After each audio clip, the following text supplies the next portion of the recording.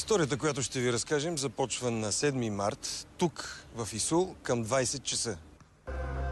Историята продължава тук, във Военно-медицинска академия на другия ден, 8 март 2011 година, за да стигне до своя добър завършек. Вие гледате частен случай, аз съм Григор Малинов. Преди близо 2 месеца се налага един обикновен гражданин да прибегне до услугите на българската медицинска система. Привидно няма проблем, защото лечебното заведение е Исул. Сериозно и престижно, но... Пратиха ме първо на рентген на друг етаж. Правиха цялостен рентген тук в тази област. Последва ехограф. Любопитното там при ехографа беше, че много кратко продължи този преглед. Определиха случващото се като вироза. Каквото и да значи това. Това беше момента, в който настоях да ми се вземе кръв. Доктор долу ми каза, че много ясно ще ли да бъдат високи.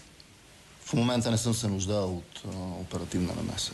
Каквото и да било, да ида вкъщи и така. Нещата, които вече споделих. Евентуално се обада на джипито да ме проверява и да ме следи. Мисленето на преглеждащия лекар е било съсредоточено към преобладаващо гърлена вирозна инфекция. При нея наистина левкоцитите ще бъдат увеличени. Очевидно колегата не е намерил картина, която непременно да му спира вниманието в този момент на остър апендицит, поради което не е изследвала и кръвна картина и по-специално левкоцити. Каква е тази българска орисия? Да взимаме мерки, чак когато каруцата се е обърнала.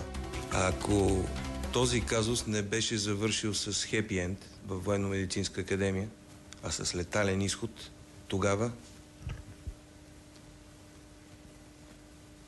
Да, винаги е възможно и това да се случи.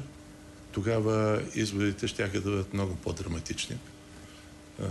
В такива случаи, от които ние не сме предпазени, анализа на обстоятелствата трябва да бъде много по-широк.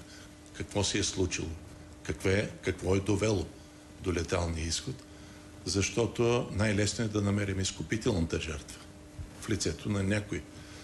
Много по-важно е какво е подценил, какво е пропуснал, ако е пропуснал нещо такова. Аз бих казал, че при клиничното мислене на колегата за конкретния случай той е направил каквото е необходимо. Ето и мнението на професор Дамянов за работата на колегите му от Военно-медицинска академия. Те са свършили работа при съответната клинична картина екзактно и точно. Очевидно пациент е бил с вече усложнен апендицит, но той е работен професионално, работен е през малък разрез, който означава, че находката е била тежка, но не е налагала някаква по-голяма по обем операция. След оперативния период е бил гладък. Слава Богу, нещата се завършили добре. Получих мнение, че ако това се е случило предната вечер в Исул, разрезът ще е малък, апендицитът нямаше да е спукан, червата ми нямаше да са гной. Сега разрезът е доста по-голям, през почти целият коленен мускул в страни, защото перитонита все още е бил локален. Според професор Дамянов, неговият колега доктор Петър Герзилов, един близо 50 годишен хирург с дългогодишен опит и в никакъв случай некадърник или човек, който да се сблъскам аз с негови грешки тук. Ей Богу, той е един от качествените хирурзи. Според Изпълнителна агенция медицински одит обаче е било необходимо клинично проследяване на състоянието на пациента, което доктор Герзилов не е осигурил и е допуснал пропуск в оформянето на медицинската документация. Във връзка с това, от Изпълнителната агенция препоръчват на изпълнителния директор на УМБАЛ Царица Йоана Исул АД да наложи дисциплинарно наказание на доктор Петър Герзилов. А ние от частен случай ще продължим да следим този казус. Случая, който ви разказахме, завършва с хепи енд във Военно-медицинска академия. Ние не сочим с пръст кой е виновникът. Дали човешкия фактор или системата.